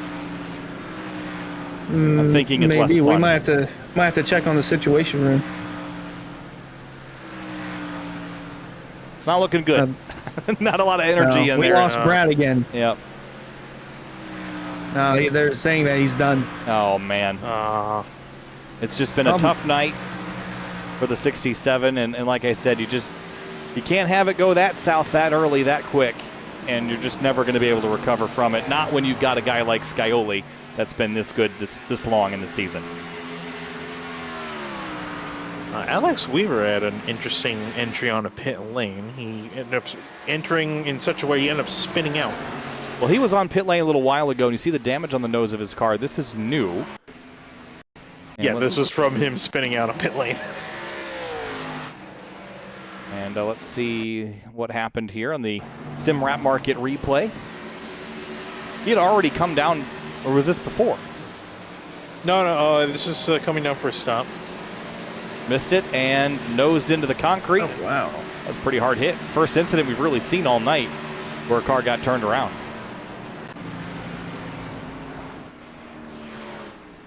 And So the leaders. Hearn and Weaver will retire, so we're left with 18 drivers running on the racetrack. And 40 laps to go, Hunter, as the rest of the field should cycle out. And the 7 is still ahead of the 33 on the racetracks. That undercut strategy did not work. Not only did it not work, it really didn't gain him anything at all. No, it's close to 4 seconds separating the 7 and the 33, but it did reel in the 27 of Beckner closer to David Weishart, so those two going to be vying for second in the championship standings. I know it's not first, but still holds some value to it as Beckner's trying to close in the gap. And you mentioned the situation room. The only person in that room unfazed by the retirement of Cameron Hearn was the man in the back left. Jacob Bell's right in front of him, but the spotter, crew chief, and future Pilates instructor for Travis Beckner, Dawson Miller, keeping him composed for a solid top 5 performance. Well, Cameron has joined him in the situation room down there, and the situation has gone from bad to beer down there, which I think is a better situation. It reminds me of the scene from Ricky Bobby where the guy just jumped out there, got a meal, was sitting on the side of the track. Hey, it looks like a lot more fun than what was going on before, so I'll give him Fair credit. enough, yes. And hey, they're in heading to Daytona this weekend, Hunter, you said? Yeah, they'll be in Daytona tomorrow night, and I believe they'll be there for the Cup race Saturday night, too. Oh, man, I would love to go down to Daytona sometime. It's one of the tracks I haven't been to yet for a road course race or for an oval race. I've been to a lot of tracks in a lot of places. Thankful to be able to do that as part of my job, but it is a wish to go to Daytona at some point in the near future. What do you got there? Is that Ritz or Cheez-Its? It's a very good question. Looks like Ritz. Yeah. So red box. Oh, it is Flip Cheez-Its. around. I was It's right. Cheez-Its. Got it. Add that to my points, Michael Curhan.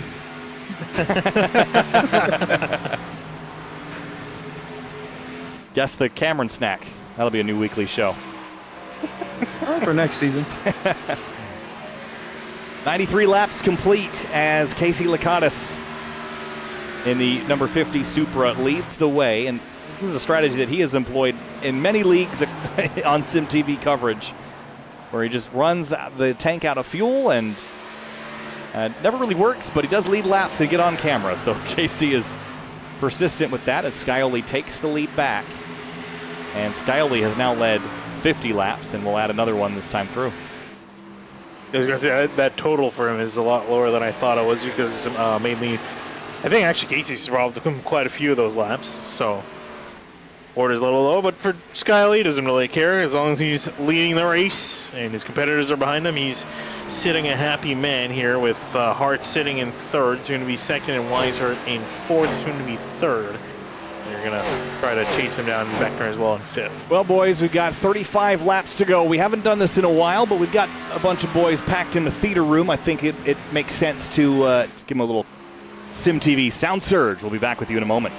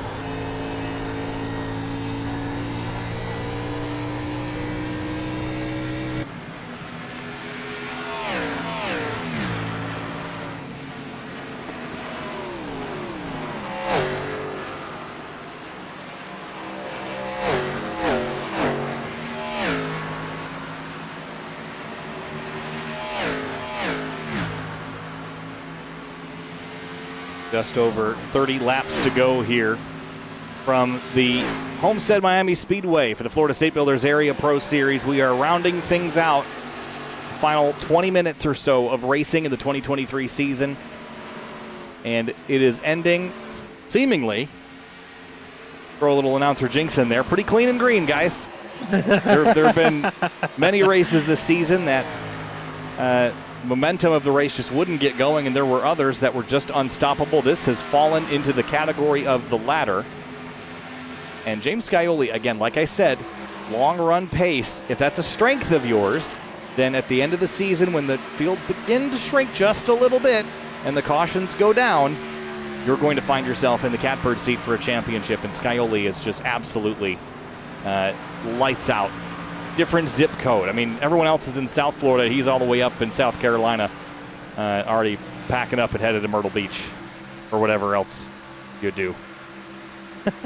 He's enjoying it out in front. Hasn't had a whole lot of competition since the beginning of the race, where he started from 4th, drove himself to the front, and then never really looked back after that. So no one's been able to really hold a candle. They've gotten close on a few occasions. You saw why he started in that second run. He charged back up to the front, but then quickly fell back after pushing his tires too hard, and he's trying to catch back up now at a much slower pace, at least to Ryan Hart, see if he can get second place on the track. But more worried about Beckner behind. As you look further behind at Robertson, and I believe it's Nick Silver battling for a spot. Yeah, that was a little weird, Hunter. They kind of got a little spicy off of turn 2. Yeah, not sure if it was 46 just coming up, or no, 64 went down. Yeah, I don't know. Maybe trying to get the draft and get a run on him, but it didn't quite work out. Simrat Market Replay showing you all the coverage. And we're about to get into the off season. And make sure that you check out shop.areairacing.com for merchandise to represent your favorite drivers and teams. There's brand new selections of champion t-shirts, jackets, hats, and more. Easier to shop, quicker to ship, better to wear. That's shop.areairacing.com.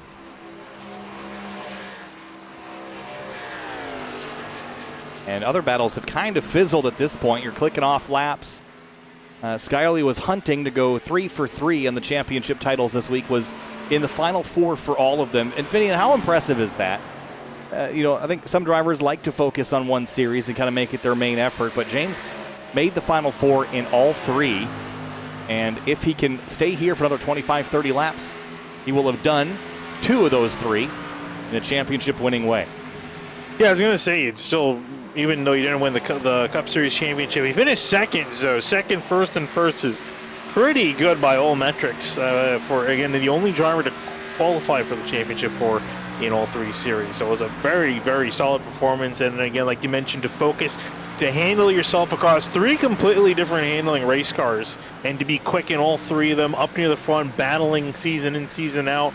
And it's been a phenomenal effort for him.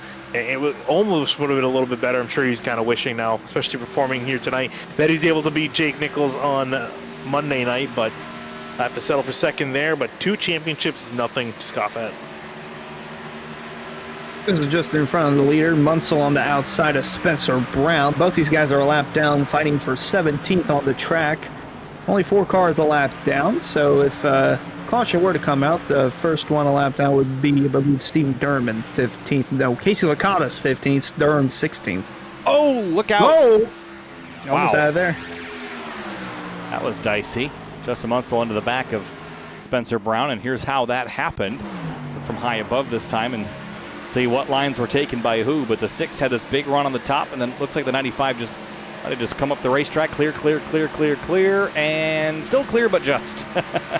Yeah, he took his time, Spencer Brown, to clear the 6, so I think Munsell figured, I'll try to go for him. Maybe he's letting me go, and nope, he just took his time to get up there and clear the lane, but almost saw a wreck there. We've been so close to seeing a caution. We've been flirting with it, but haven't gotten it quite yet. Still got about 25 laps to go. Still has a chance to change that, although at the moment looking very unlikely. Still 18 cars running on the track, 14 on the lead lap. How about Ryan Hart's, Hunter? Didn't make the championship 4, and this is one of those frustrating nights where you just wonder what if. Oh, I didn't know if that was a runoff or nope. if you were going on. Yeah. It is a big what if. Could have taken this, could have entered this with a whole different approach if he was a part of that championship 4. But nonetheless, still a solid showing.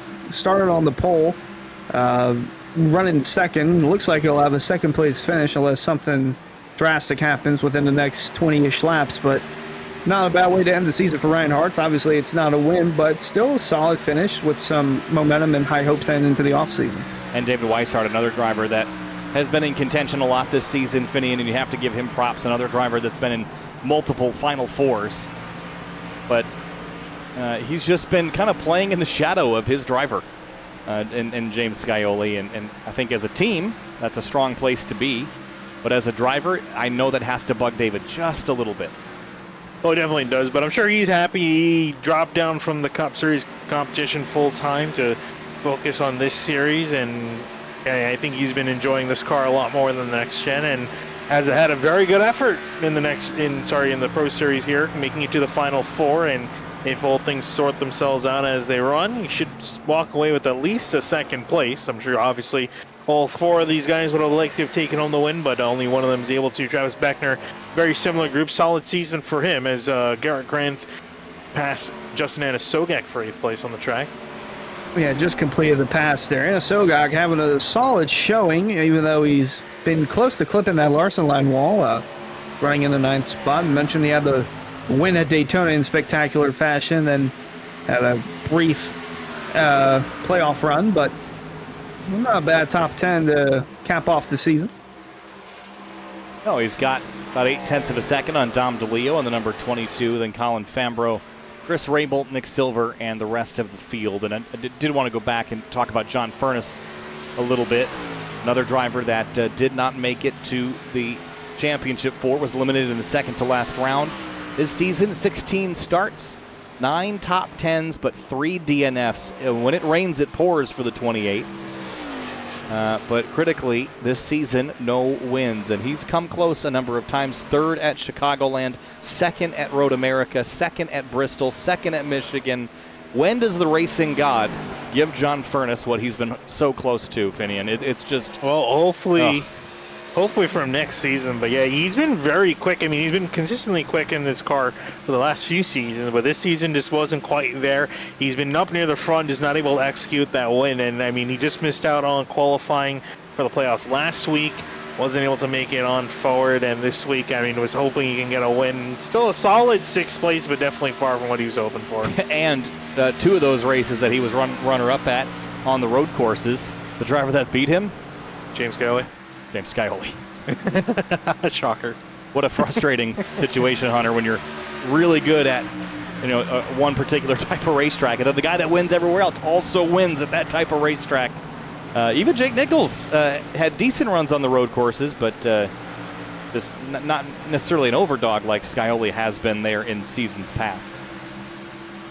Indeed, as we saw the pass for 9th, DeLeo up to 9th, and Sogak back to 10th, but still going to fight for that top 10 spot. But yeah, the Nichols, I mean, he phenomenal all season long, even though it hasn't been Nichols-esque season, if you will. Season 2, Season 3 had 9 wins, and then this season, I believe he got his 5th win. Yes, it was 5 wins on the season, tying himself with James Scioli on that, but Scioli looking to double his win total tonight to 10 for the Pro Series.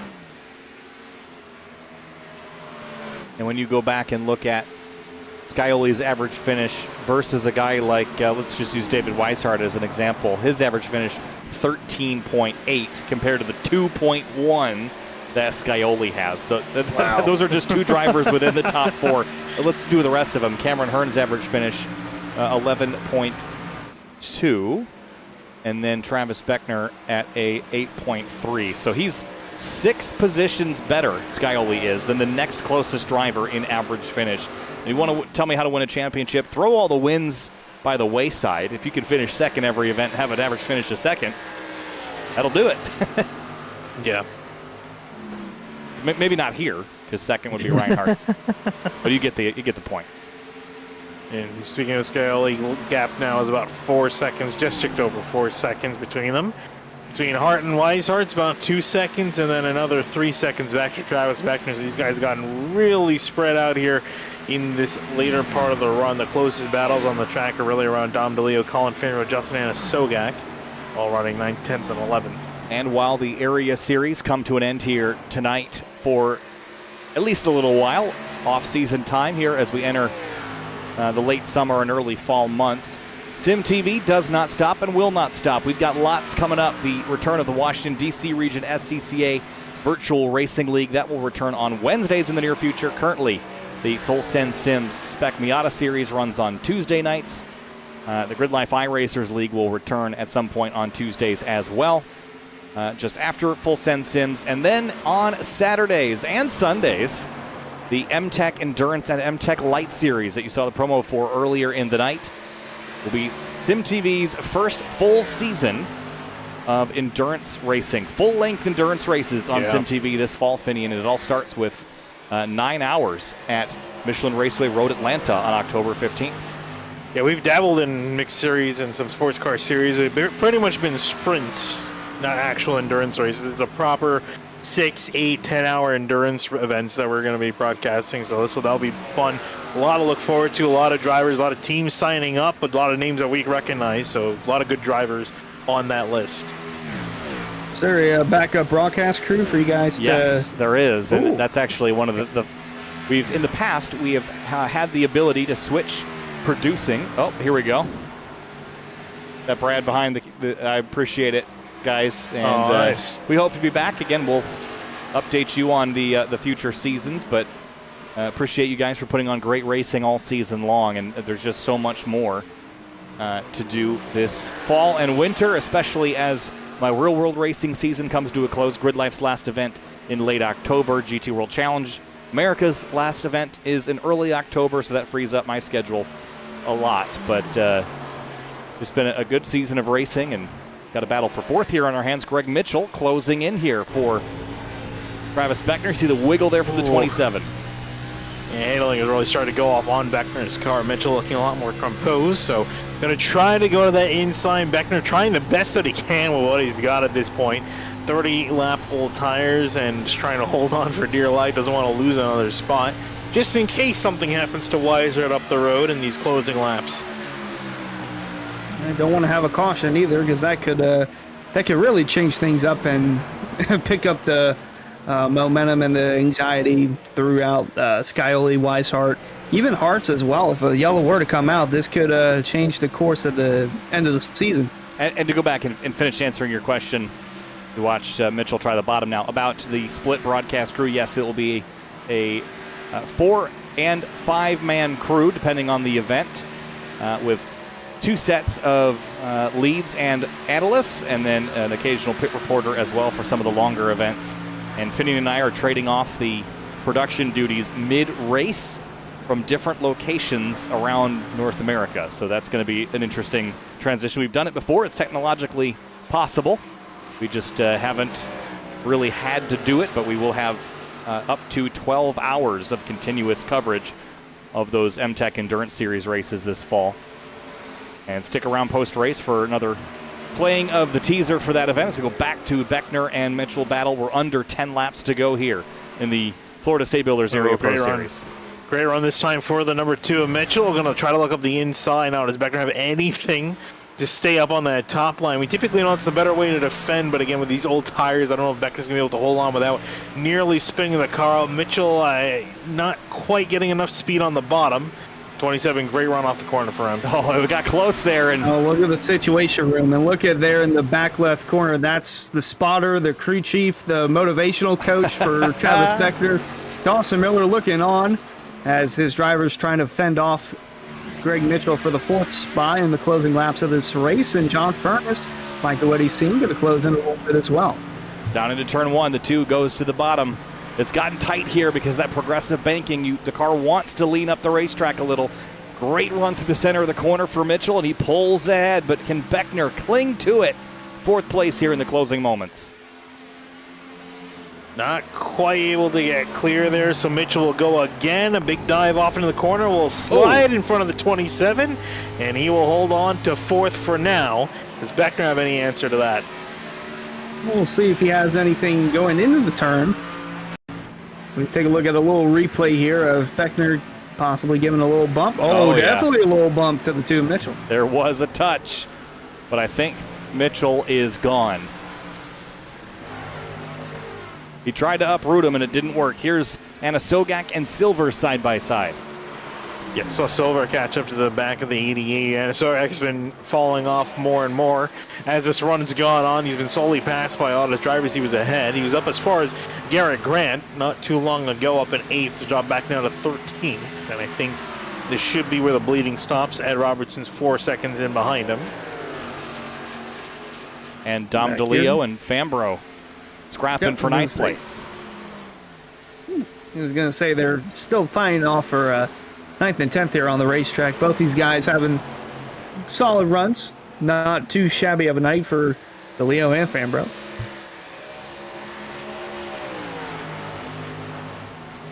Sounds like there was more incidents between the 95 and the 6. There was no yellow for it, but I feel inclined to go back and see what happened. Oh, big damage to the back of the 95.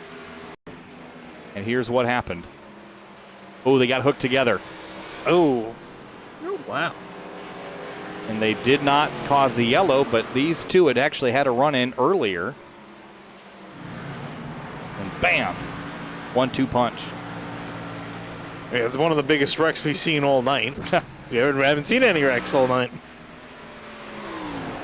Flames out the side pipes for James Scioli. 4 laps to go. This has been a spectacular season for him, as was the Area Truck Series season where he won the championship on Tuesday. And to beat a driver in the title, you have to be able to finish ahead of them at least one night. And that night would be tonight, and no one has come close. Yeah, no one really has come close to matching the number 7 in speed, pace, consistency. It's been his show near the front. The gap's now over 4.5 seconds. Ryan Arts is trying to catch back up behind him, a couple seconds back to Weiser, Mitchell, and Beckner.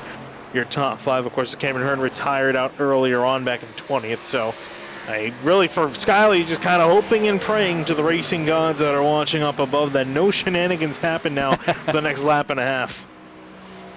Better hope than pray. Oh, they're 3 fingers up. They're 3 for Dale. I mean, it counts. It's not the first 3 laps. I will but say the last 3 laps. that in a big crowd of people, it feels really cool. But with only like a crowd of like 6 people, it looks really weird, like it's some kind of cult. It's like not enough people for it to be a mass gathering all for one cause. But, no, Dawson. But just enough people to be a little creepy, but I'll give him the benefit of the doubt there. Hey. It looked like he had his middle finger up half the time anyway. James Scioli out of turn 4. This season has been an unbelievable endeavor, and he only has 1 lap left. For a driver that enters every week and competes consistently, he has been as consistent as his competition, more consistent, faster and quicker. Just like baseball, you can come into this championship and win every game in the playoffs and lose the final one. But James Scioli is not going to lose that final game. Touchdown, home run, doesn't matter what sport. James Scioli tonight is going to win the race and the championship. James Scioli wins the Florida State Builders Area Pro Series, and in dominant fashion. And a round of applause for him, because everyone knows a fantastic accomplishment, and not only just the championship, 10 wins this season for James Scioli, and will break the all-time league record doing so with 10 wins. Bryce trying to get his Chase Elliott promo in there. It's not going to happen, Bryce. Not happening. Well, we appreciate the race fans watching, the league members watching from the theater room tonight. Appreciate you guys. And some celebrations with some teammates here. A little bumping and banging, a little rooting and gouging.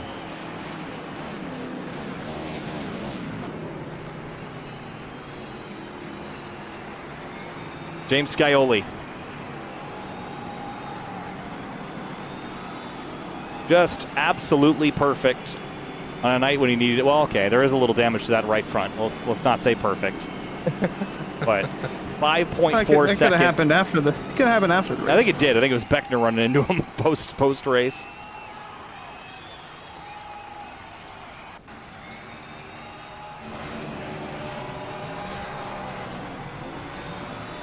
And celebrations in order for the number 7. Second night this week.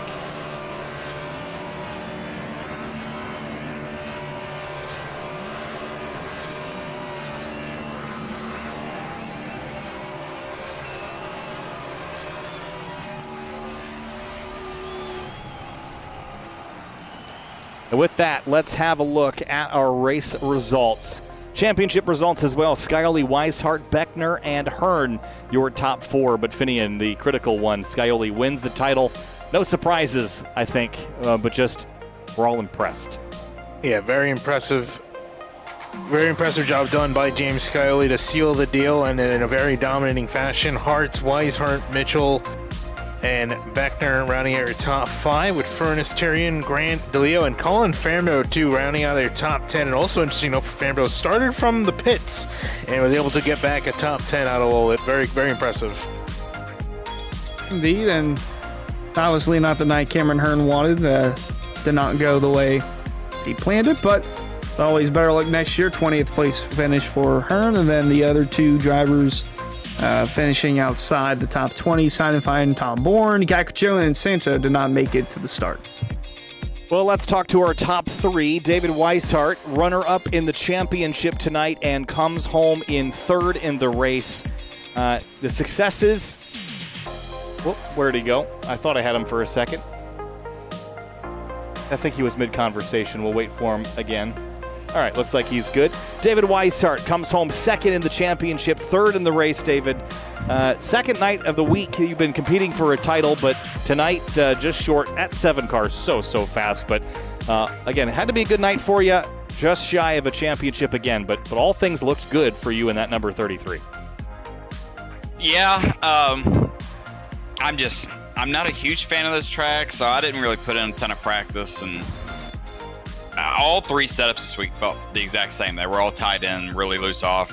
This was the most fun one, I think, because you could modulate the gas and make a difference there, because these cars got enough power to do that.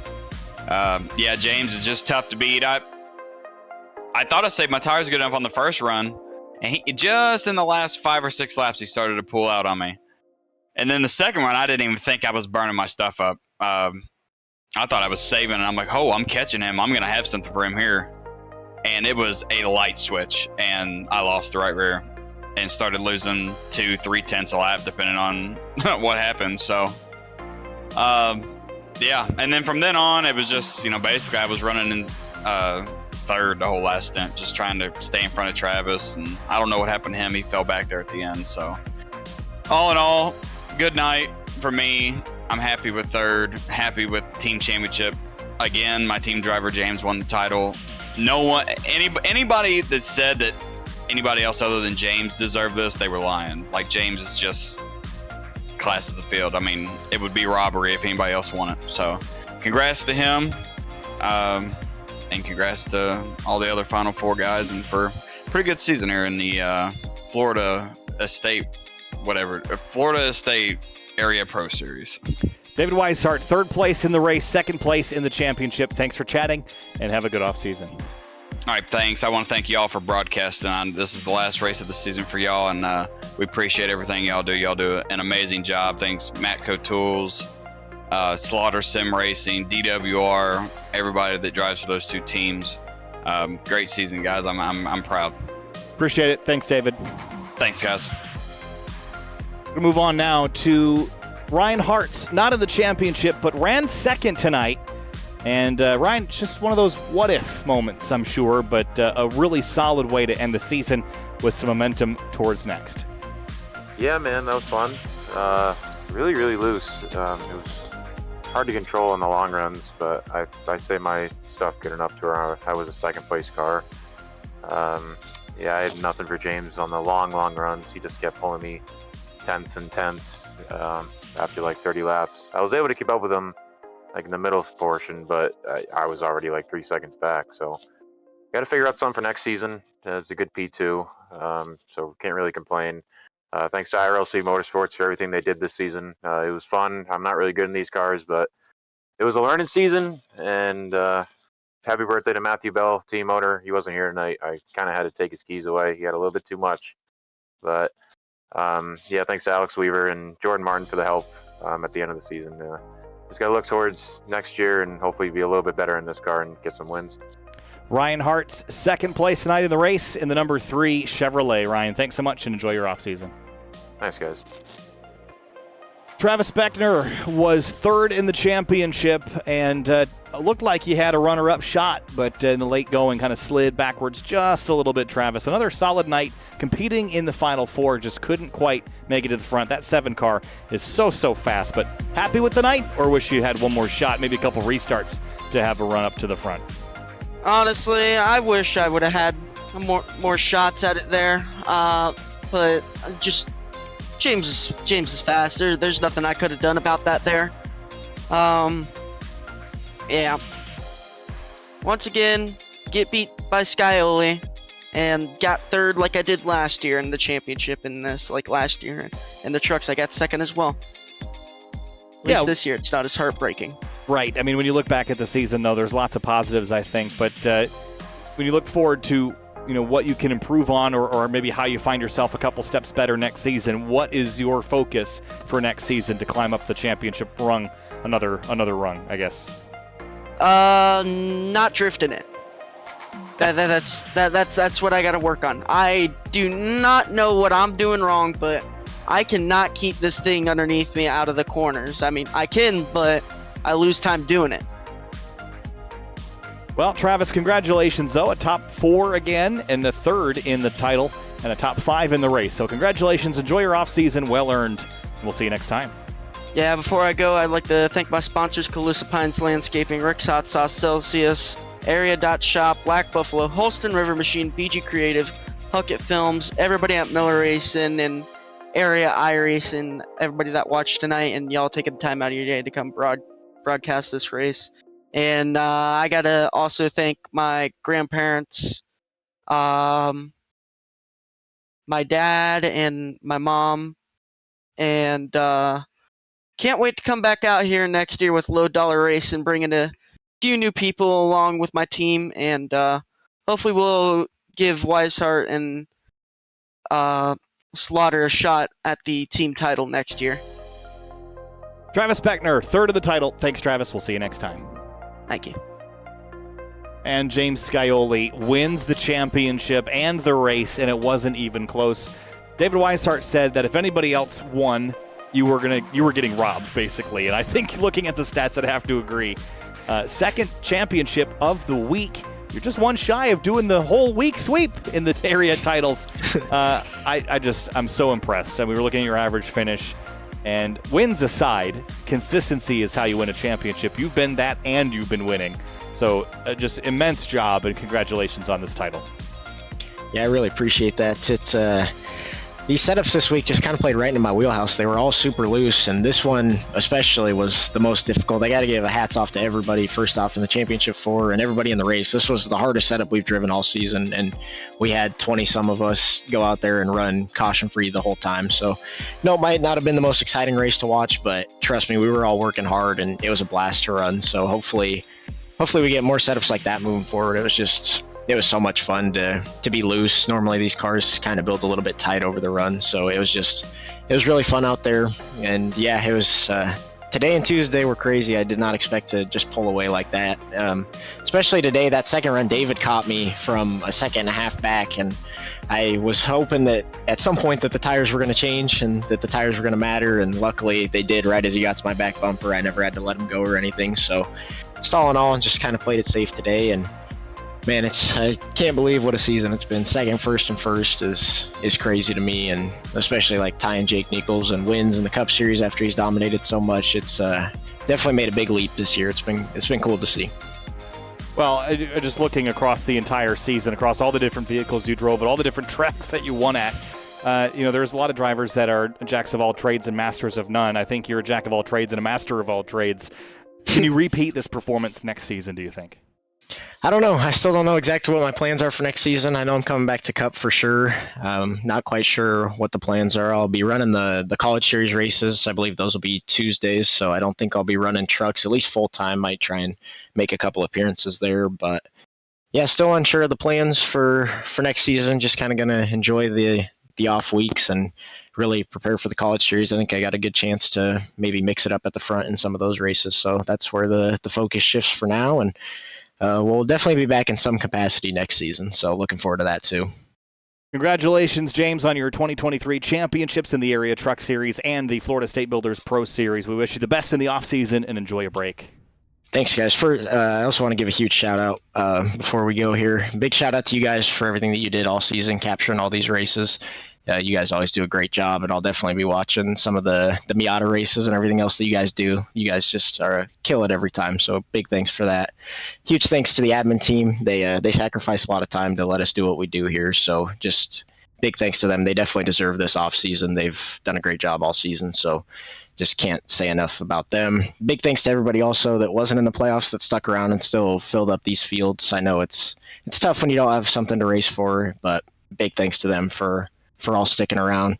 Then lastly, big shout out to Rick's Hot Sauce. Code Skyoli still get you $7 off there, even throughout the off season. Dandles Candles, Matco Tools, Butt Kicker, Chris Sports Cards, and DWR. Definitely, if I didn't win, definitely wanted David to win, and glad we got the team championship locked up. And we'll see you guys next season. All right, James, enjoy your off season and take a break. You deserve it. Thanks, guys. Wrapping things up from Homestead-Miami Speedway, your champion, the same as Tuesday, James Scioli-Finian. He has just been on fire, and thankfully, time to cool off a little bit and get out of the Homestead heat. Take a break. Off-season time for the Area Series.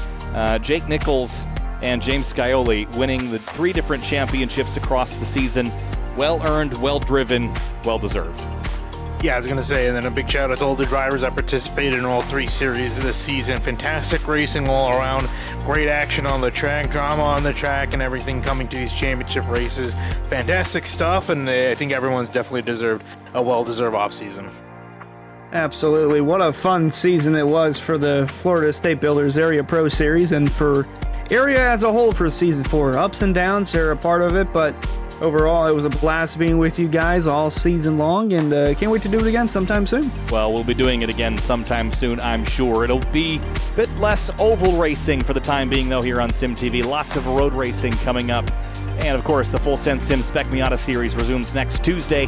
That is on round 3 of 10. And then we'll have the DC Region SCCA join us again on Wednesdays in October, followed by the MTech Endurance Series. Promo for that full-length endurance series is up right now. We'll see you next time here from SimTV. Kyle Heyer, Vinny DeCuna, and Hunter Sleppy. We'll see you next time.